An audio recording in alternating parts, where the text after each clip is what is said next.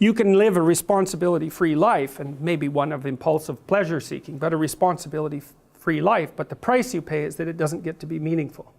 Or you could say to someone, no, we're going to do the opposite. We're going to say, you can live a meaningful life, but it's only going to be as meaningful as the amount of responsibility that you're willing to bear.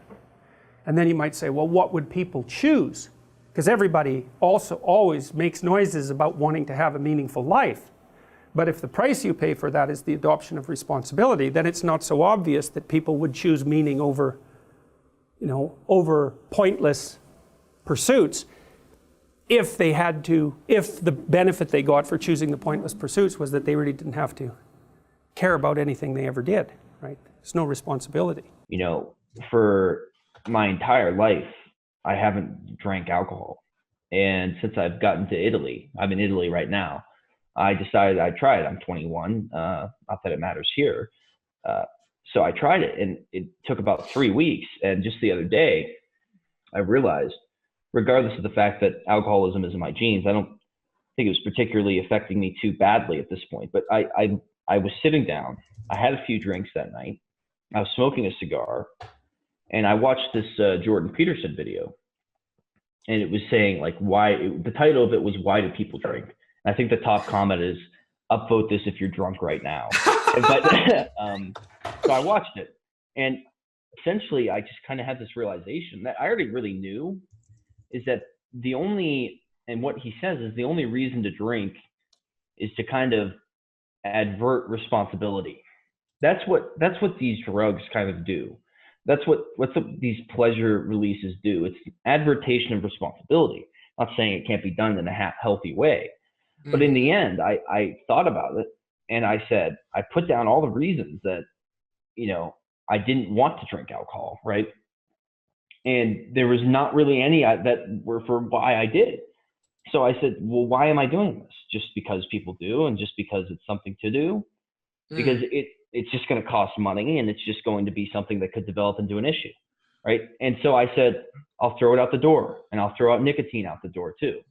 And I mean, whatever, it's only been a few days, but I know it won't be a problem for me, because my will and my intention is to not do it, and I didn't let it get to the point where it became a problem, right? Because I'm in control now. Nothing's telling what's going to happen in the future. I have no idea, but I'm in control now. So I might as well just get ahead of it. It's like, I tried it. I saw what there was to see, and there's nothing that really benefits my life there. It's just something that taxes you. And so I think it's kind of interesting. It's like, that was my free will, but at the same time, at what point would it not become my free will? Right. If that alcoholism gene had become expressed, if I had started to become addicted, right? Yeah. That's a really good story and a great point. So what the other question I have to cap that off is, what was it about drinking that was enticing for you? Well, I smoked nicotine, well, not necessarily cigarettes, for a while, and I appreciate the relief of stress that gives me. And I also, even though I've quit caffeine in the last few months, I appreciated that. These are just enhancers to my life. At face value, right? It's like, that's what you'd think, is you take these substances and you feel better. But the whole idea of Peterson laid out of delayed gratification kind of opened my eyes. So like, I would go to the bar, and it's like, I really like these certain types of beers and these certain liquors, and I would try them. Like, I didn't really go all out or get very drunk on one particular night, but I tried different types of shots, see what I would like, and I was like, these taste good. I'm drinking these because they taste good. And the subsequent action is that I got tipsy, right? And I enjoyed it, right? Because it's a good feeling to have. It's like you get stupider, and you start caring about things less. It's easier to have fun. But that enticentiveness just went away once I realized that I don't need alcohol to do that, right? And the things that I do that provide that state naturally don't have the deficits or the hangover that these might do, even though I never really got hungover much either because I was just experimenting. But like you can tell, like the way your body's reacting, it's like there's a consequence for these, but there's a consequence for dopamine release. There's no consequence that I'm aware of for endorphin release. And endorphin release is something that happens when you have sex, when you exercise, when you do things that are healthy for you. But in that feeling is equal or if not greater than the other feeling. So if I'm now substituting these natural healthy endorphin releases for these dopamine releases, I'm basically cutting my body off from healthy things and also making myself not have to work for it. So I'm abandoning hard work. And so I said, what do I want to improve myself while I'm abroad, or do I want to fall back and recede? And I said, well, alcohol is not going to improve myself for sure. It's like I might be able to balance it. It might not necessarily make me recede, but it sure is not going to help me improve myself. At best, I'll stay level. I'll stay the same at best, right? But it's like I want to achieve something, you know. So Wow. That's something I just kind of came to the realization. I don't think I would have come to that realization if I didn't try it, though. So This is just so, I mean, it's touching to hear that as your brother, to hear how much you care about yourself and your life. And it's also touching to hear that Jordan Peterson made a difference in your life. And this is another example of the extreme positive impact he's having on everyone's lives.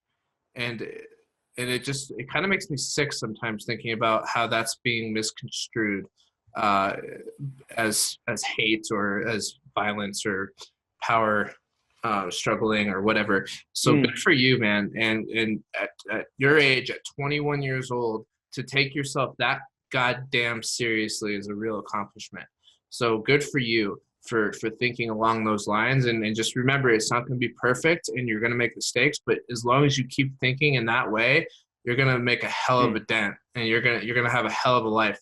So good work, man. And I loved how you laid out the difference between dopamine and endorphin release. That was really helpful. There's this comic, what's his name? They called him King of the One-Liners. He talked about drinking wine. He said, don't you know that's going to cause a hangover? And he said, yeah, at the end, but the beginning and middle are excellent. And so that's really the problem with hedonism, right? Is that to pursue something that makes you happy in the immediate present risks sacrificing many things, but at least, let's say, your hedonism in the medium to long term. And of course, that is one of the major problems with drug use. And alcohol is a really good example of that, because whatever hedonic kick you might get from it that moment at night, you're going to pay for almost completely, or maybe even more so, because the next day you're much more jittery and anxious. And that's a direct consequence of withdrawing from the drug. So when you have a hangover, you're in alcohol withdrawal. So that's how fast you get, roughly speaking, addicted to it. And so if you take another drink when you're hungover, it'll cure it. But it's not a very useful cure, because all you do is push the inevitable hangover one more step into the future. And so part of the problem with the hedonic answer is happy when? Exactly, and over what period of time? And also, who's happy? Because maybe something makes you happy but makes your family miserable. Now, you could say, well, I don't care, but you do care if you have to live with your family, because they're going to take it out on you. So the impulsive hedonism, which is also fostered, say, by positive emotion, it tends to put people into a state of the pursuit of short-term hedonism. It's not a good long-term or medium to long-term solution. Hey folks, thank you for tuning in to Sorting Myself Out for this video with my brother, Kohlton Holsapple, where he talked about why he stopped drinking. You know, one of the things I thought about is, are we saying that people shouldn't drink? And the answer to that is absolutely not. And I hope nobody took it that way. But the moral of the story is that he decided for himself what wasn't working for him. And he decided to sort himself out based on those premises. That's what sorting yourself out's all about, is what's true for me? What do I want? That's why the self-authoring program is all about defining your own highest aim and then moving towards that aim. So in this way, everybody has their own truth. Some people may be able to drink moderately and have a great time and have a very balanced life, while other people might need to have no drinking at all and be completely abstinent. So I think it's just important to remember that there is no universal truth when it comes to sorting yourself out. And while we may be guided by universal codes, we very much have to individuate and become the truest version of ourselves. And that's a unique human being that's never existed in the history of humankind. Thank you, everyone.